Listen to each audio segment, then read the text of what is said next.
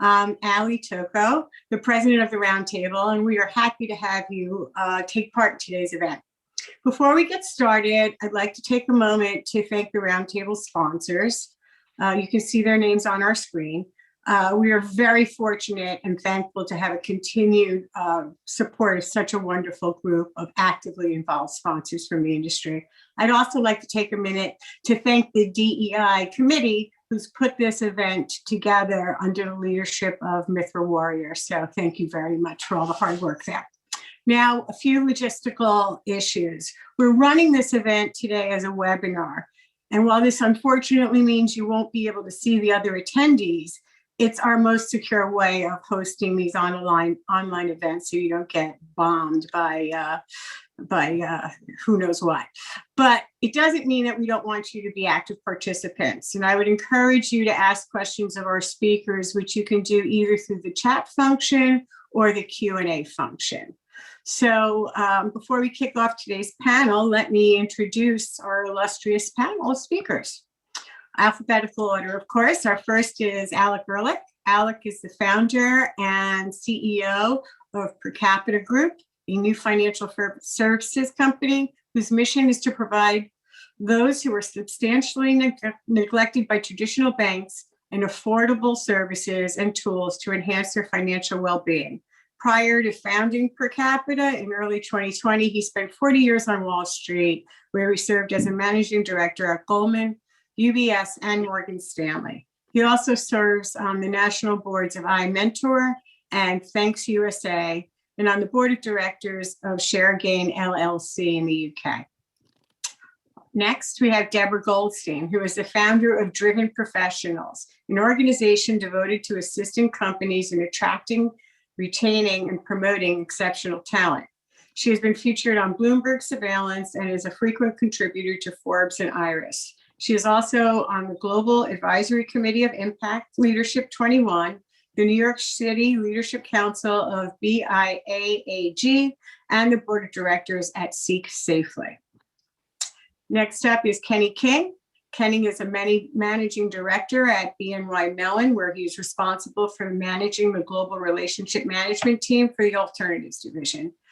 Prior to joining BNY Mellon, he was the head of the America's Capital Introduction, Consulting, and Content team for JP Morgan. He serves on the board of trustees for the Visiting Nurse Association Health Group in New Jersey. Scott Peeler is a partner at Art & Fox, where he's a member of the firm's Government Enforcement and White Collar Group and its Complex Litigation Department in New York. He also serves as the co-chair of the Investigations Group. He specializes in all aspects of white-collar criminal defense, has extensive experience handling complex civil litigation and global corporate compliance, and recently concluded his service as the government-appointed independent counsel for Crédit Agricole, one of the world's largest financial institutions. And as he just mentioned, as you might have heard, his wife is running for office in New York City. And I'm sure that will come up in the conversation. Finally, Jenna Garver, who is serving as our moderator for today's panel, is a partner at national law firm Troutman Pepper, where she provides targeted practical advice to investment advisors and their proprietary investment funds. She also represents institutional investors, fund of funds, and family offices in connection with their private investments. So I'll kick it off to Jenna. Thank you. Thank you, Ali, and thank you all so much for joining us today. I also just want to thank Mithra. She's done an amazing job behind the scenes working with us to bring this program to everybody. So thank you, Mithra. Before we really get started, I want to make sure the panelists have an opportunity to say hello and introduce themselves. I know Ali just read their bios, but obviously we're all so much more than our resumes hold us out to be. So before we go too far here, Deb, would you like to start and just, if you have nothing else really on your mind, because I know I'm putting everyone on the spot with this, but at the very least, let us know, why this is important to you.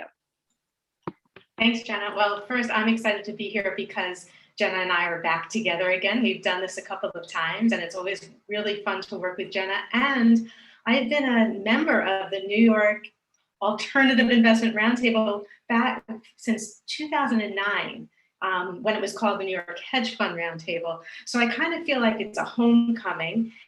As Ali mentioned, my day job is as CEO and founder of Driven Professionals. And what we do is we help organizations thrive in the 21st century, which means that we are working with leaders and organizations and teams and individuals in order to create psychological safety in the workplace, which leads to better engagement, productivity, and health and wellness. And I think that that's going to be part of the conversation today. So I'm really happy to be here. Thanks. Alex? Sure. Thank you. Very happy to be here. And just a couple of words. I spent, as was said, 40 years on Wall Street. I worked for three great firms: Goldman, UBS, and Morgan Stanley. In addition to sort of the commercial side of my career, I was always really involved in diversity and inclusion initiatives. I chaired the Diversity Council for the Investment Bank of Morgan Stanley in the last 3 years that I was there. And when I retired, half the reason I retired was because I was turning 60, and I felt like that was just enough, and I should move on and let the next generation of people run the thing. And then the other half was because, having worked for really big banks for 40 years and having really cared a lot about diversity and inclusion, I really felt that the best thing I could do with my remaining years was to try and start a financial services firm that would have diversity and inclusion at its foundation, and would serve a diverse group of consumers. And so Per Capita is really all about two things. One is being a highly inclusive culture, and the second is addressing income inequality. So we're 100% focused on serving people who are underserved. That's what I'm doing. Happy to be here. Wonderful. Great. Well, we're happy that you joined us. Kenny? Hey, thanks, Jenna. Thanks to the Roundtable for having me. So I tell you, my bio is I'm a husband, dad for 2 kids, a son. So I have a lot of strong women in my life. I think this is the reason why this is really important to me. Is I'm fortunate to lead 17 people globally at BNY Mellon. But as Ali mentioned, I worked at JP Morgan for a long period of time, and I would say I've made a fair share of mistakes, but I would say the mistakes have actually helped me become a better manager and person. So I think diversity is really key. And I think it's not only diversity in terms of inclusion, but also diversity in terms of thoughts. And so I'm really thrilled to be here. And, I just say learning is a journey. So I'm looking forward to listening to the other panelists. Right. And Scott? Hi, everybody. I'm Scott Peeler, and it's a huge pleasure to be with you today. I should first probably apologize for the fact that I'm speaking to you. Actually, it's great news. I'm traveling again. I'm actually speaking to you from Chapel Hill, North Carolina, where I'm down actually doing some work related to what we're talking about today, actually here at the university, where I also teach as an adjunct professor of law here at the law school, which I love doing. I am passionate about this issue and have been for a long time. And as Jenna can also attest, being in the profession of law as I am, our profession, while the challenges aren't unique, I find that we, for interesting and strange reasons, are not as far along as other parts of other industries that we may hear about today, which I find both surprising, shocking, and completely unacceptable. And so I am just passionately dedicated, and I'm so proud that I serve at a firm where those issues matter, as Jenna does.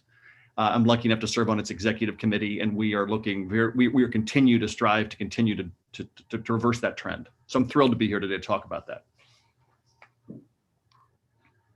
So as Deborah mentioned, she and I have worked together countless times on diversity programming.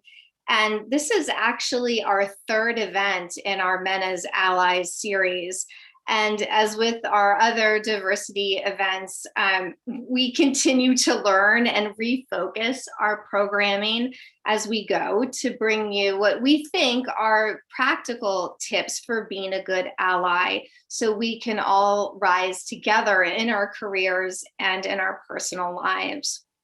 So if you were to look up the term ally in the dictionary, because there's so many terms thrown out there these days, there's mentor, sponsor, it's hard to keep up with the times. But for an ally, you'll find that it is one who provides ongoing assistance through intentional, positive, and conscious efforts to someone who is a member of a marginalized or mistreated group.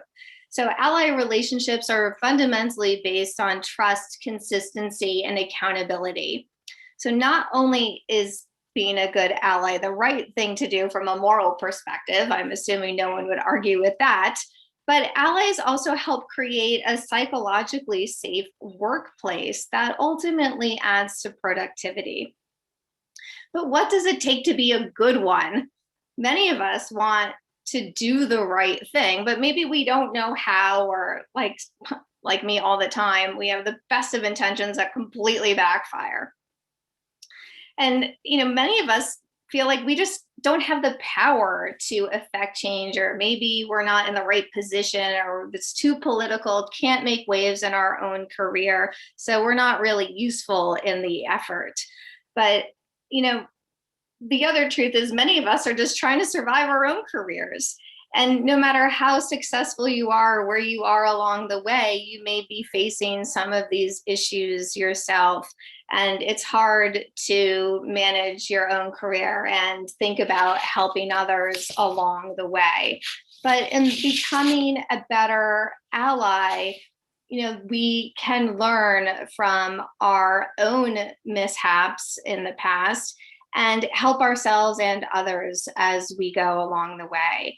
And it's okay if we make mistakes. As Kenny mentioned, we're here to learn. It's a journey, and when we do make mistakes, we just regroup and we look to improving ourselves going forward.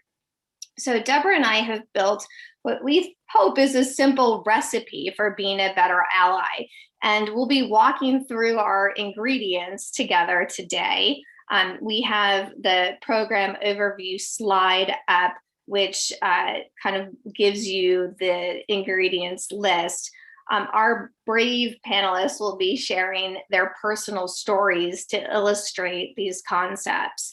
And again, I want to thank them for being vulnerable with all of us today. I think that just speaks volumes of their character and their concern for this issue. So as you can see on this slide, the ingredients for our recipe are calibrating your perspective, listening, speaking up, seeking out opportunities for others, and affecting corporate change. Of course, there are many other ways to express your support as an ally, but this is our short list. We think that everybody should be able to tackle at least in part. So while this event is called Men as Allies, we do have a number of women with us today. And this recipe really works for all allies, helping any marginalized group. So we all have the power to make change. And I personally am using this recipe in particular to help me be a better ally for Black women. That's sort of been a theme of mine for the past year and a half in particular. So, you can tailor this to your own goals and personal situation. I think we hope it'll serve as an easy basis for that. So we've provided this slide presentation for your future reference, but we won't really be flipping through these slides as we go along. We might reference one or two, but we're going to try to keep this very conversational and invite you to use the Q&A, as Ali had mentioned. We'll do our best to get to all submissions, but if not, you can always reach out to us afterwards. We only have less than an hour now, so it's going to be challenging to get to everything, of course, but don't hesitate to reach out to us if you do want to discuss this after our presentation. And we are recording it, and we'll be making the link publicly available, I believe. That's our hope, at least. So if you have to drop off early, hopefully you'll be able to pick right back up again. So we're going to move forward with the program. I would just ask Ali if you could minimize the slides so it will ease our conversation. The panelists can do our Brady Bunch thing. So our first ingredient is calibrating your perspective. Deborah, what do we mean by calibrating? How do we do this? It sounds like we need tools for this. Yeah, we do need some tools for this. And basically the purpose of the why behind the what, calibrating perspective, is to move from the invisible to the visible. If you can imagine a perspective, a sliding perspective from absolutely ignorant about how others see the world and bias to culturally fluid. If you can imagine that, we go through some stages from ignorance to recognizing some of our blind spots with which we must deal with some discomfort and some guilt, which is why these gentlemen's perspectives is so important because a lot of people want to do the right thing, but they're scared to say something wrong. They're scared to embarrass themselves. They're scared to hurt somebody's feelings. So from going from blind or making the invisible towards visible, we get to understanding and appreciating of people's uniqueness.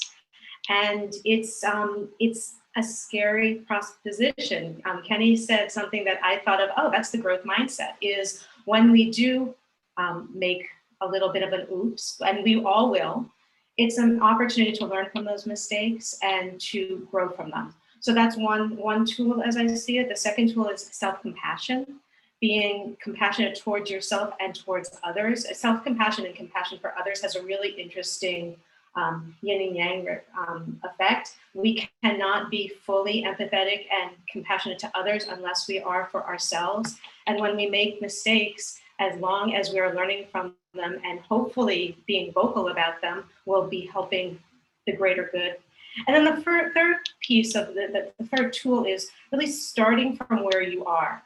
Getting clear on why you see the world as you see the world. And here's an interesting concept is, just as every snowflake is unique, I'm not calling us all snowflakes, however, we are all unique.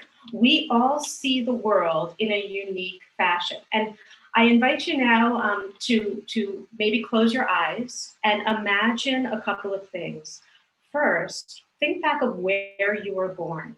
Were you born in the city or the suburbs, the countryside, a little village, a beach town, this country or a different country? And what gender were you born as?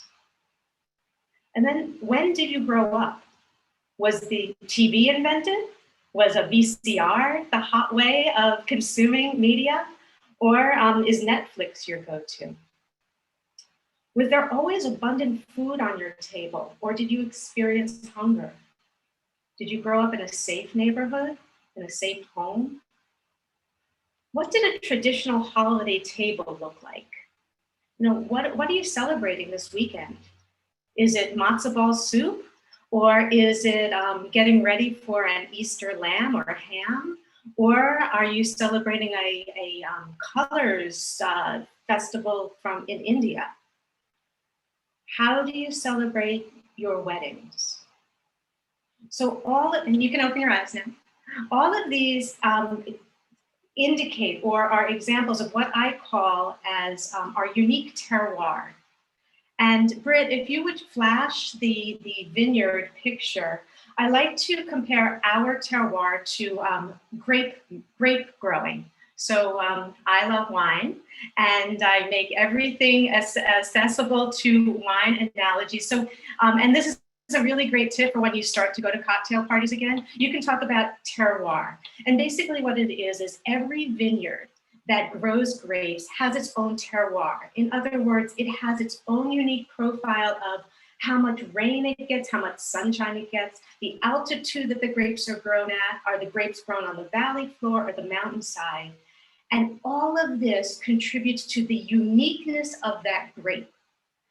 Just like our ethnicity and our social class and our geographic location equates to our terroir, or our culture, terroir. And then when you think about gender and generation, we each truly are a unique specimen. As a matter of fact, I, being the firstborn, see the world incredibly differently than my brother, who is the younger and more footloose and fancy free, right?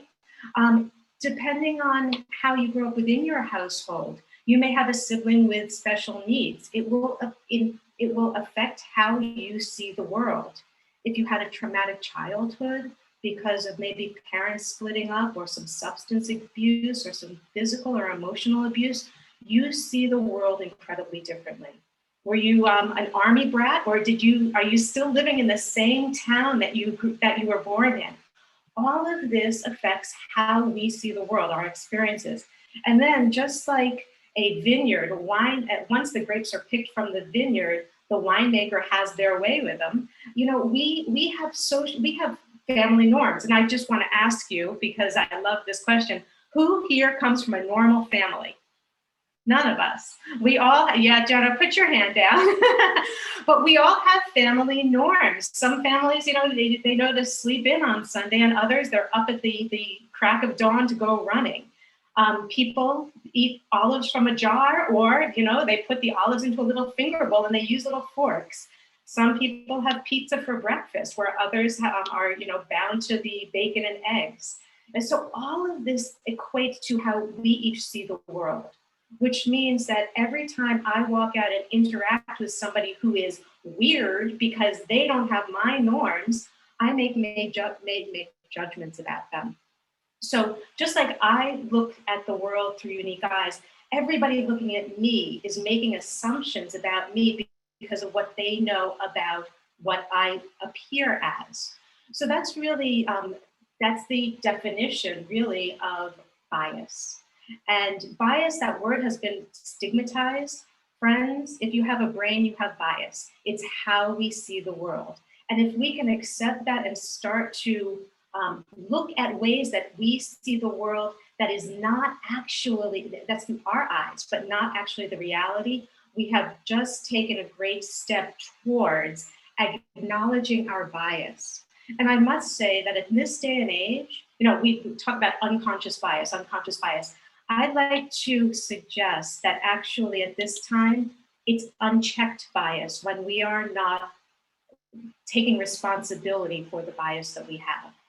So in order to create psychological safety, an inclusive workplace, not only do I have to approach things not from my eyes, but considering how the other person is living and seeing the world from their own experience, not my experience. Once we do that, we can inspire inclusion, which means safety, and that leads to greater productivity. So if I may just say one more thing, Jenna, along with the next slide, Britt. I just spent quite a bit of time talking about personal biases. Well, unconscious biases also leads into the workplace, because we have been assuming certain things, kind of like, why does a woman walk down the aisle surrounded by her parents while the man is at the altar waiting for his wife to be? So that is something that is never asked about. Just like some of these things in the bubbles on this slide, we have come to understand, without understanding the blind spots, that you know, it's always been like that, and we assume that we assume that, for example, the bubble that says you don't sound Black, we assume for some reason that Black people are not as educated as white people and don't speak like white people. So you can go through these bubbles and you can actually tether these assumptions to how we have evolved as a workplace. So that's just a little bit to think about, how we all have blind spots. We all walk through the world thinking that everybody sees the world as I see it. And once you can acknowledge that and embrace that, you're one huge step farther towards managing your bias. So when we talk about calibrating your perspective, it's really about understanding where you're coming from and how that might be different from where someone else is coming from. Our second ingredient is listening. Now, I think we all probably know how to listen generally with our ears, but being a good listener, Deborah has said this to me many times, you really have to start as the listener seeing the world from the perspective of the speaker. So you're recalibrating that perspective when you go to listen. So I'm going to ask our panelists now to share some of their personal stories when they have either been a good or perhaps a bad listener to their female colleagues at work. I'm gonna pick on Kenny just because he's the first on my list here. But we of course want this to be conversational. But Kenny, would you like to share with us one of your stories about listening? Yeah, definitely, Jenna. I think a great memory I have is, I had a female employee who lived on the Upper West Side who just came back from maternity leave, and she walks into my office and says, "I'd like a flexible work arrangement." And the first thing that came to my mind was, you live on the Upper West Side, I commute from New Jersey. How can you not get to the office? The second thing I came to my head is like, is this person really going to work from home, or is this an escape? Then I went to my boss and I said, "What do you think about this?" And the boss had a little skepticism too. But then it was interesting. The next day, my female employees came back and said, "What do you think? Are you going to approve this?" And I sort of give a little bit of look, and I'm very facial expressions. I really don't have my cards. And I said, "I'm a little worried about this." And the person came back to me and said, "Kenny, why don't you trust me? I've worked for you for 5 years. You've known me for over 10 years. And it sort of triggered me to think, though, and so it got me to recalibrate and say, you know what? This person, I said, "Why do you really want this?" She said, "You know what? Listen, it can allow me to be a better employee. Instead of commuting an hour and a half a day, 45 minutes each way, I can have more time spent with my family, but also do the things I can't do in my workload. But she said, also, I want autonomy to focus on things I care about." And it was one of those moments where I thought, I said, if a guy asked me to stay at home on a Friday to wait for the cable guy or the furniture delivery, I would never think twice about it. I said, why am I thinking twice about this? And I said, in the end, trust is the most important thing. And, if someone travels on a road, you trust they're going to the office. Scott's in North Carolina, he's not at the pub. You sort of think he's actually doing the work.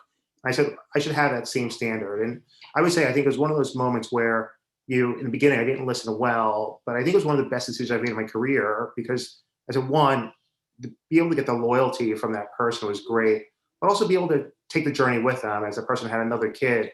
It was just great to have this person stay with you and have other females work with you. And then also in the virtual environment, I never thought I'd work a year from home without meeting any of the people working with me. But I think when you sort of figure out how do you trust someone if they're male or female, you really get to the heart of how you can help people. Well, first of all, thank you, because that may not have been an easy story for you or for anyone else to share. And thank you for ultimately permitting that too, because I think this is a bit of a numbers game. The more people who do it, the more acceptable it is. And can we just hope that if COVID has taught us anything, that people work from home when they're working from home? And, I do hope that, those listening to this program who are in a position to affect change going forward, remember that. And that, when we're all vaccinated and back to work, that when these things come up again, and they will, that we can approach them from a fresh perspective and not just leave everything behind in the time of COVID. I'm sure there are plenty of people, women in particular, who have been so disproportionately hurt in the time of COVID, that are anxious about what's going to happen on the return to work. So I am begging everyone to recall all of the lessons learned during this time and take a more flexible approach going forward. Hopefully we won't suffer a backlash where everyone is forced back to the office and wearing suits and all of those other things just to swing the pendulum in the other direction. Does anyone else want to share a story of a time when they were a good or bad listener? I've got a quick one if we've got time for a quick story. So, it's interesting, and I wanted to start by sort of bolding and underlining something that both Deborah and you, Jenna, have said, which is before you can listen, you have to actually set up an environment where two things are true. One is that the person feels safe to actually share what's on their mind or the concern that they have, right? So that's an essential. You may want to listen, but if you haven't set the stage for that to happen in a way that's safe and comfortable, you may never hear it. You may never have the opportunity to listen. The second part is I have to go into it not believing. I think all of us have a bias in our head that we've got it together. We know what's out there. We have a sense of what those issues might be. Oftentimes that isn't the case. And the story that I remember from many years ago when I was an associate, happily somebody did feel safe coming to me. We had gotten new furniture across the firm in this new space, and all of the associate furniture was the same, and it was very sleek and gorgeous and expensive and wonderful. But I learned a phrase that I had never heard before. And I don't know how many people on the line today, if it'd be curious, probably if we had a poll to figure out who had ever heard the modesty panel. I'd never heard the phrase of modesty panel. It's the piece in front of a desk. It's basically the opportunity not to have a desk that may be very modern and sleek with no front to it. And the level of comfort or discomfort that may create for lots of people, especially women. And so the person who was coming to me saying, hey, I'm a little uncomfortable with the situation. These are all gorgeous offices and everybody's talking about how great they are. And I ended up taking the concern to the people who headed the office at the time, one of whom was a woman.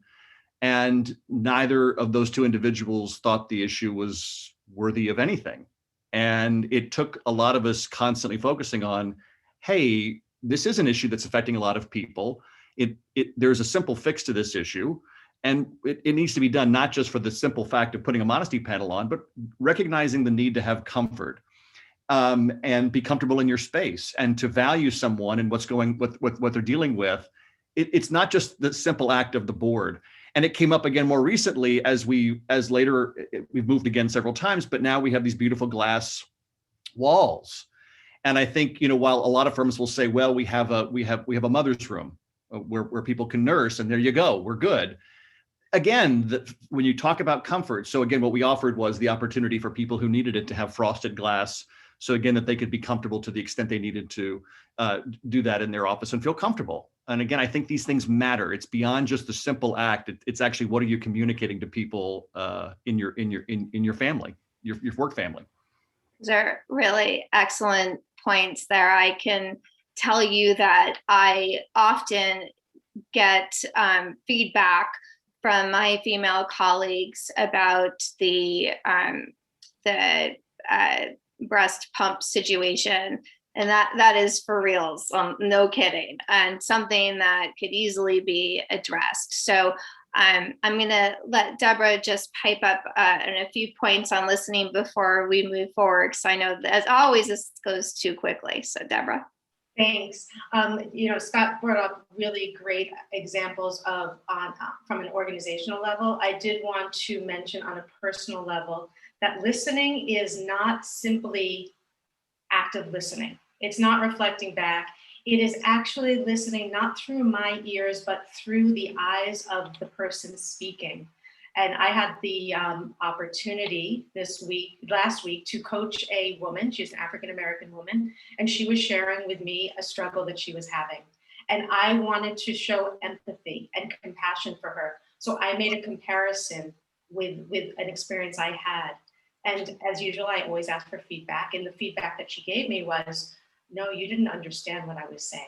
So I recognized, first I apologized.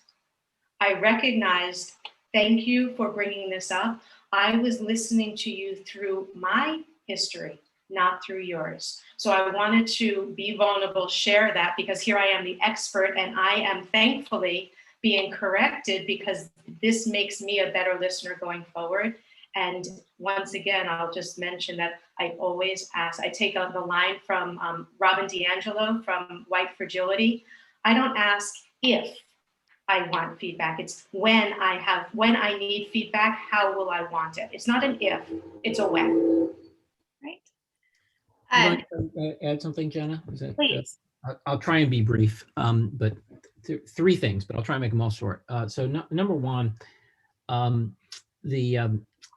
just a great article that I read probably 30 years ago, but it's still in print at the Harvard Business Review, that changed my perspective. I just want to mention, called Who Gets Heard and Why by Deborah Tannen. And it's a tremendously powerful article about whose voices are heard. and it really is very much focused on women's voices. And the article's 30 years old, so it's not completely applicable. World changes, but I would just put that out there as a reference. Secondly, excuse me, something that I was taught by my father when I was like a little kid, and I was very argumentative. My father used to say to me, the purpose of an argument is not to win the argument, it's to see if you can learn something while you're trying to win your argument. And that may affect what you think you know and may actually change the course of the argument. And, I thought this was some of the best advice I ever got. And I've been giving this advice to people, for my lifetime, which is, you don't really listen while you're talking. And on Wall Street, we tend to have, very high powered, high conviction people of all, races and genders and ethnicities. And, this question about listening is not just about, are you listening when somebody comes and says, I have something personal I want to talk about, and how do you listen? It's about all the interactions you have where you're debating somebody. Are you listening? And the last thing I'll add briefly, which really goes back a little bit more to the first point about calibrating your perspective. I have a perspective that my experience on Wall Street has led me to believe that too many firms kind of worship at this sort of false idol of meritocracy. And firms work very hard to make sure they're meritocratic for good reason, because we all want to work in meritocracies. And then when you say, well, in our meritocracy, how does the subject of diversity and inclusion sort of fit into a meritocracy? And far too often, I'm not saying this is a sophisticated point of view, but it is very often the point of view that we will be colorblind and gender blind. And therefore, combining that with our focus on meritocracy, we've got all the bases covered. So when you're talking about the perspective on inclusion, and you're being told you're working in a meritocracy, and you're the only woman on a desk full of men, or you're the only person of color on a desk full of white people, the irony is, if the culture is for all of those people who are in the majority to be thinking that we're meritocratic and we don't have to look at you for who you are, we just have to look at you for the quality of your work, because that's how meritocracy works. We're just measuring the quality of your work. The reality of it is, the only person on that desk who cannot be colorblind and gender blind is the one person who doesn't look like everybody else. And so just on this question about, the calibrating your perspective, for me, a perspective I've always tried to calibrate on and to get people around me to calibrate on is, particularly white men who are always in the majority, sometimes white women who sometimes are in the majority, sometimes are not in the majority, is this issue of understand that as much as we want this to be a meritocracy, it's not. And you have to work extra hard to make sure that you are kind of doing something affirmative to make sure that you're doing your part to make the place inclusive. So I'm done, because I could talk about this for an hour, so I'll just shut up and leave it. It's never enough time. And I do want to try to keep us on track. I think that Alex and I have the same father, because my dad used to say to me, no one ever learned anything by talking. So that I think is probably my favorite piece of advice as well. So we've talked about calibrating our perspective. We've talked about listening. And for those of you who are looking for something a little more action oriented, we're now going to move into speaking up, which I think is really important. First, let's just acknowledge that not everyone may be in a position to advocate for themselves. So let's not take for granted that listening is our second ingredient. These are in no specific order, and as a good ally, you should not be waiting for people to necessarily come to you. So speaking up can happen when someone's in the room or when they're not in the room. Both are equally important. And I would ask our panelists to briefly share some of their stories when they've been witness to exclusionary or biased behavior and took it upon themselves to speak up, or otherwise were just championing on behalf of their female colleagues. And again, I do apologize. We're like literally 20 minutes to go, and this is our third ingredient. So why don't we take a story or two on this? Alex, we're not that kind of crunch time yet. I could tell a quick one, real quick. Great. No, because when you think about that, it is so important to be able to, and I think you have to, two quick things. Number one is, as this is a form of leadership. And I spend a lot of time, and I think a lot of us spend a lot of time looking at leaders, the act of leading. You could lead from where you are. I think if you're thinking about, well, I'm not a partner, or I'm not a practice group leader, or I don't have this title or position, therefore this isn't my thing to be worrying about, you are really, really, really not being part of the solution and abdicating an enormous opportunity to make a huge difference for an enormous number of people every single day. So this is not about a title or position. So it's interesting. Again, I was a younger partner, and we were going to have a meeting with someone who came into the firm, and the two people, a senior associate and a mid-level associate, both women. So the three of us were going to meet with this individual who we didn't know. And I proceeded to, we said hello, we went into the conference room, and I introduced them to my colleagues and talked about how extraordinary they were and how, what our team did. And then as we were sitting down at the conference room table, he turned to me and he said, "Would you have one of your girls get me coffee?" And as much as I would like to believe that that stuff wouldn't happen and I won't even say the year, but it was recent enough that it doesn't take much math it was not in the distant past. The comment might feel to us as if it should have been, but it really wasn't. And what was done in that moment, and I think different of us can think about what we would do in those moments, but it's an opportunity, either gained or lost. And so what I did in that moment was simply say, let me reintroduce you to Tope and Tamira while I get your coffee.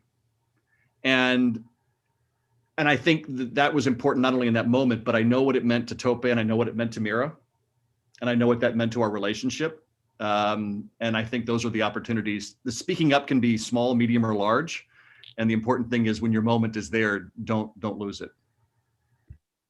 That's great. And I think this is one of the easiest ones to do out of all of the things that we've mentioned, because at the heart of it, it's just common decency. It goes a long way here.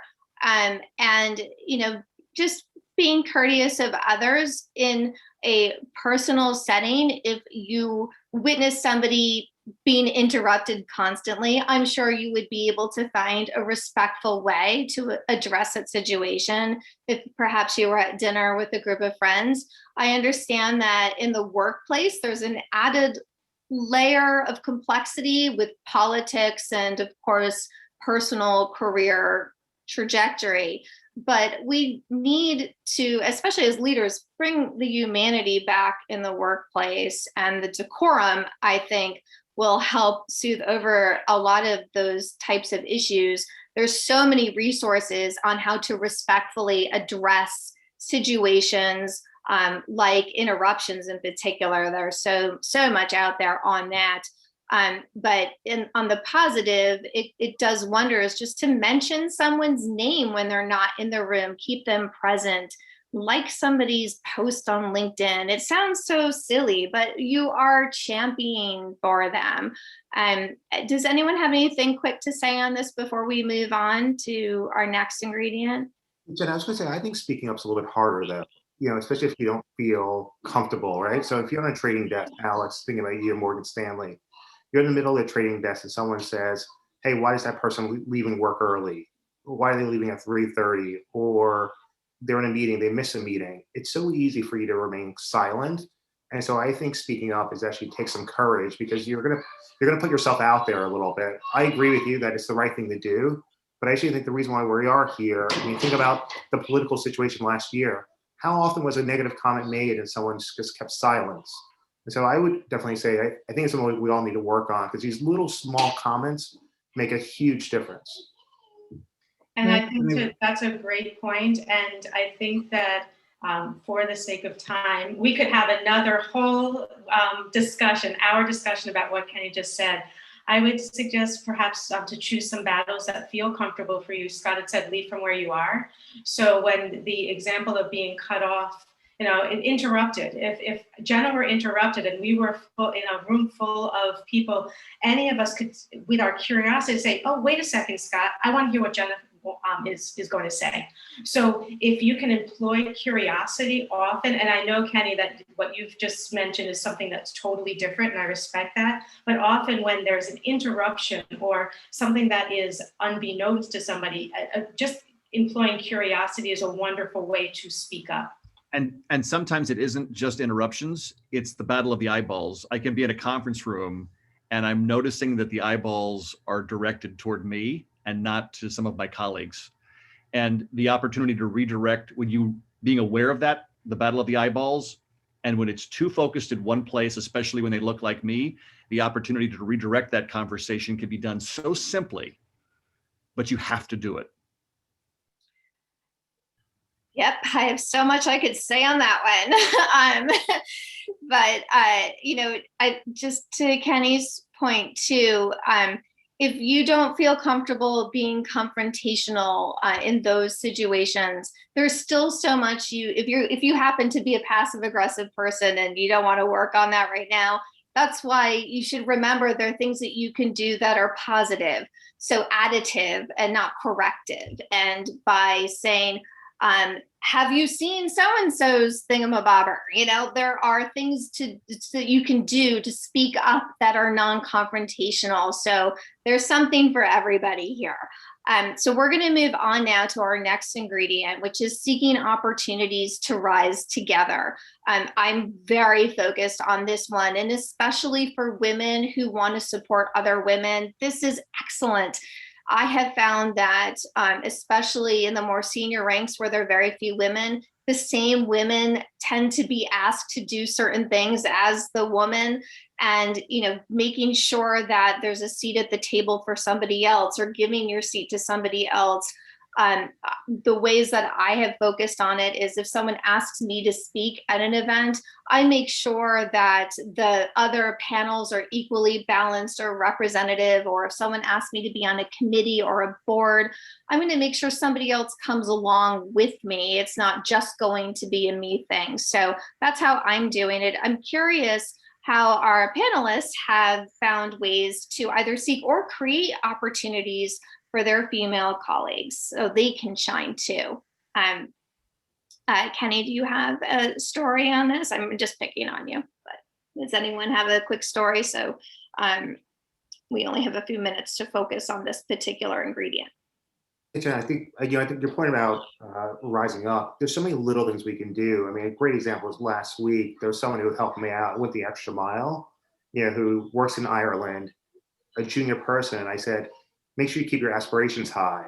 And I didn't realize it, but a week later, she said, Kenny, that made such a big difference for me. I'm looking at a role that's a stretch role for me. And so I think there's a lot of small things we can do. And I think it's giving people credit. But I think it's also like that aspiration. I think we all aspire to be better. And I think sometimes you just need that little bit of a motivator kick. And I think, it's hard sometimes. Like, I think, this environment's been tough. I think you don't realize how much a kind word for someone who's helped you can go such a long way. Great point. I know because of time we have to move on, but just to tie the last two ingredients together, this speaking up and seeking opportunities for others.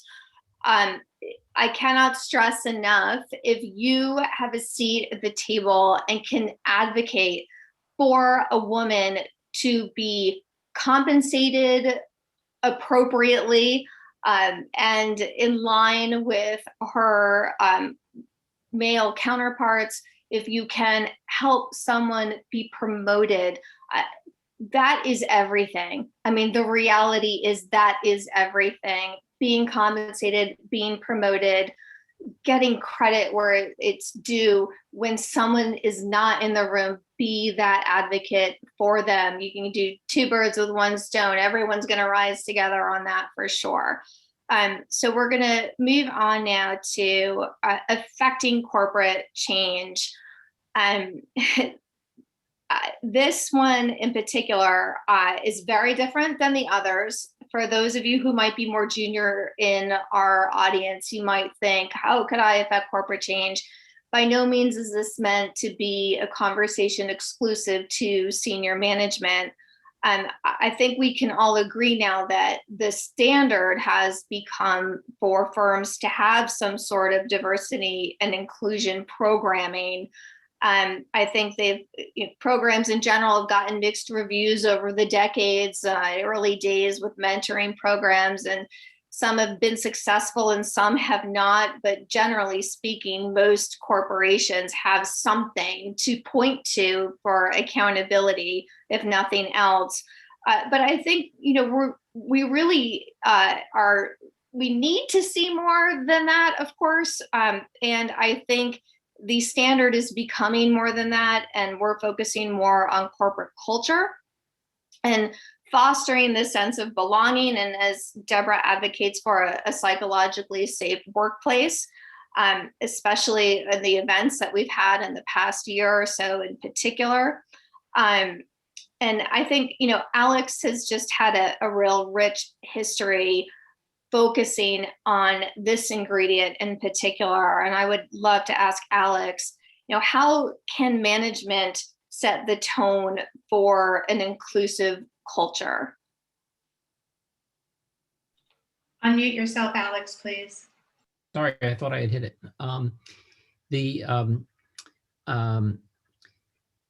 So I'm gonna sort of start with the answer at a kind of a very high level, which is to say that I think banks have a problem. They got a big problem, and it's not news to anybody. I've been privy to the diversity statistics, in a lot of places, and the problem, particularly when you compare banks to American society, is enormous.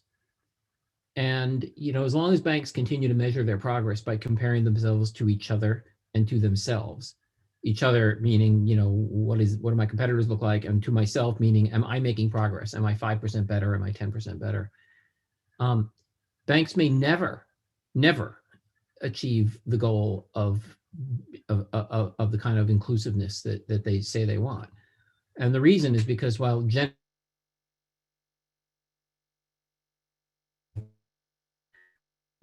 changing rapidly, and so even the banks that are making progress I'm not sure if it's just on my end, but I think unfortunately, we're having some technical issues with Alex. If I lean in, does that help at all? Perfect. Oh, okay. Is that a little better? Okay. Do I need to repeat myself, or should I continue? Please. Please which? Repeat myself or continue? Yes, if you could just in a few minutes. Okay. Yeah. Okay. So what I was saying is that the banks have a real problem. The diversity statistics are very weak when you compare them to the population we live in, and the changing demographics of our population in regard to race and ethnicity those trends are clear and evolving fast, and evolving faster than banks are making progress. And my view is that the banks are challenged not by overt antagonism. I've seen in my whole career, I've seen virtually no actual overt racism or sexism. I've seen a little bit, but not a lot. Really, what you see is this dedication to commercial results, profitability, serving clients, and beating whoever your big competitor is. And people are very busy and very hardworking, and they really are rewarded for those results. And so while diversity outcomes are nice to have, and banks are willing to spend money to put resources into hiring people and changing programs and looking at their processes, and that's great, and that can have a really positive effect. The most fundamental question is, are banks able to address the cultural issues? And the cultural issues are, in my opinion, embodied by the thousands and thousands of managing directors at every bank who are the leaders who set the tone. To Kenny's point earlier about, how hard it is to speak up on a trading desk. It would be a lot easier to speak up on a trading desk if the one MD that ran that trading desk, or the 2 or 3 senior people who happen to be MDs on that trading desk, were themselves enlightened in regard to what it would take to create an inclusive environment. And so there's tons you could do about diversity for example, let's recruit more people of color. Let's make sure that, women represent half of the, all of the people in certain areas that we're building. But at the end of the day, if you're running an institution that's 50 years old or 100 years old, and you've got, 70,000 people or 150,000 people, and 10% of them are managing directors, which is often the case. So you got 7,000 managing directors, or you've got 25,000 managing directors. If the leadership isn't going to use their bully pulpit as a leader and then drive that really hard into the leadership core to change the culture, then in all honesty, I don't know what we're talking about here. I don't know how far we're really going to get. And so that's, that's my perspective on affecting corporate change is it's gotta be, there's so many wonderful people on Wall Street doing, so much wonderful work to make these banks more inclusive. And I don't mean to diminish the outcomes or that work, but I'm just saying, if that's really like, let's just hire people to do that. And at the very top of the firm, people aren't doing that themselves, and they aren't doing the hard work of actually establishing the incentives and the penalties for people who do a good job or do a bad job. Because, there's an old saying on Wall Street that we've all heard, whoever makes the most money gets to run the desk. With no regard to leadership skills, with no regard to culture, but the big producer. And thankfully, most firms are not completely like that anymore. There's some element of leadership in matters, but on this issue, and I'm going to not get on my high horse here, and I know we have 3 minutes. Look at the last election as a case in point for the issue being thrust into the faces of everybody on Wall Street.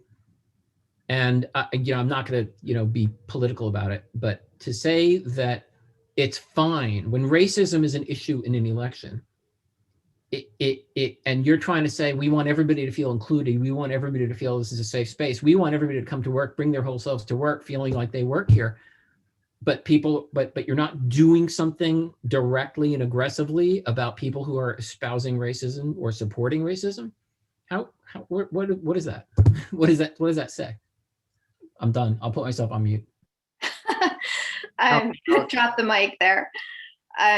So we do have only a few minutes left, and I want to make sure everyone has a chance to pipe in on this because I think it's a really critical issue. I personally have been dealing with this too, and you can have all the policies you want and you can have all the recruiting efforts you want. That doesn't mean you're going to retain people. That doesn't mean that they'll succeed and meet the metrics necessary to stay and progress. And there are many other ways in which people can push for this. And I'm going to pass the mic in a second. I just want to mention for those who aren't in senior management, you still may be in a position to affect corporate change. It's another corporation.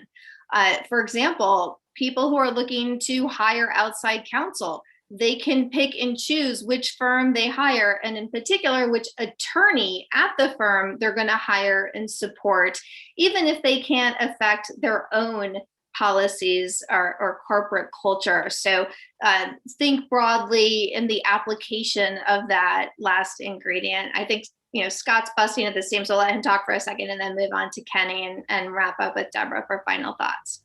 I'm nodding because, of course, we're in the same industry, and I certainly understand everything you're talking about. I guess one thing I just wanted to quickly highlight is just one of many things. As you said, we could do an entire session just on this piece for sure. One of the things that I'm working to play for today and also for tomorrow. So I'm actively working on addressing inequalities in who's running our practice groups and who's on our executive committee and who's on the compensation committee, because that's important. But another thing that I'm doing is I'm playing for tomorrow. So for example, years ago, before I was in more senior management position, I started a 3-year leadership development program, of which diversity is a key component. And it is, because part of leadership is understanding the true value of diversity in all of its senses, gender, race, orientation, and many others, and that the best of everything comes out of that. The program, though, isn't called a D&I program. It's called a leadership development program. But the truth is, the people who will be the leaders of 5 years and 7 years and 10 years are the people who are going through this program right now, who are learning, who are valuing. And I'm just saying there's lots of ways to do this. And I think it's important to play on multiple chessboards at once. Kenny, did you have any thoughts on this? Yeah, I was just going to say, I was going to say, my son, wait, but I was going to say that I think, Alex, your point was resonated well to me, which is I think each one of us has equity and influence, right? And I think if you're a managing director, I think you need to use your political equity. And I think you have to, at some point, financial equity, right, really matters. And I think until you tie the two, which is political equity and financial equity together, I don't think you'll get the progress as meaningful as we need. And so I agree completely with you. And I think one of the things I challenge myself is, am I using my political equity to really change the life of the people working for me, or even with new recruiting? Is the stack of people I'm interviewing, is it truly diverse? Until I think we push that across ourselves, when I push the other managing directors to do the same thing. So I applaud your comments and thought highly of it. Sorry for the interruption. Oh, never, never something to apologize for. It's wonderful to see the next generation taking part in this. Deborah, we are pretty much out of time, but I was hoping maybe you can close us out on some of your final thoughts, maybe a hopeful note for the future. I will offer for everybody's consideration that words create worlds. And when we choose our words to make people feel included and drawn in, that can make a world of difference. And I'll leave you with two words. The first is curiosity. So when you hear something, instead of jumping to conclusions, get curious. Ask yourself, I wonder what's going on there. Curiosity is a gateway. And the second word is appreciation.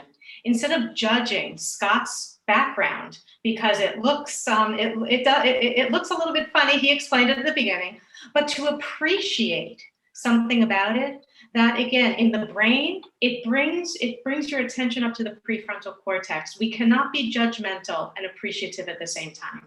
So that's a wonderful offering for us to practice, not only in our workplaces, but in our homes too. Because I don't know about y'all, but I tend to judge people in my family and my friends as well. So those are my last words. Thanks, Jenna. Yes. So obviously this was not enough time to really dive deep, but our slides do have a number of additional resources linked in the last few pages. And there's so much more out there. It's amazing. We started developing this program about 1.5 years ago. There was very little on the internet focusing specifically on men as allies for women. And there's so much more out there now. So use Google if you need more. Feel free to reach out to us if there's anything that we can do. I'm sure that everyone would be happy to discuss with you. And I'm hoping that the future will be bright for Kenny's son and my daughter and everybody else's children. And hopefully things will be bright sooner rather than later. And let's make the most of our soon to return to work efforts and perhaps use as an opportunity to implement some better programs. So thank you. And thank you also to the Roundtable, of course, for hosting us and all of the sponsors. Thank you. Thank you. And let me just, in closing, thank Alex, Deborah, Kenny, Scott, and Jenna for your thoughts on really such a timely and important topic. There was a lot I could have thrown in there, but as not part of the panel, I kept my mouth shut.